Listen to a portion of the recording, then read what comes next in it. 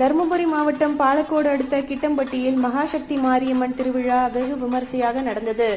இத்திருவிழாவானது கடந்த திங்கட்கிழமை கங்கை பூஜை செய்து காப்பு கட்டுதலுடன் தொடங்கியது. நேற்று கிட்டம்பட்டி சாலையில் உள்ள புதூர் மாரியம்மனுக்கு மாவிளக்கு எடுத்து பொங்கல் வைத்து வழிபாடு செய்தனர்.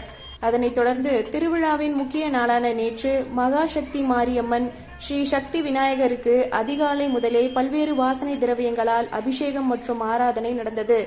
திருவிழாவையொட்டி பக்தர்கள் மாவிளக்கு, தீச்சட்டி எடுத்தும், அலகு குத்தி, தீ மிதித்தும், காளி, சிவன், கருப்பசாமி உள்ளிட்ட வேடங்கள் அணிந்து ஊர்வலம் வந்தனர். பின்பு கிடா வெட்டி பொங்கலிட்டு தங்களது நேர்த்திக்கடனை செலுத்தினர்.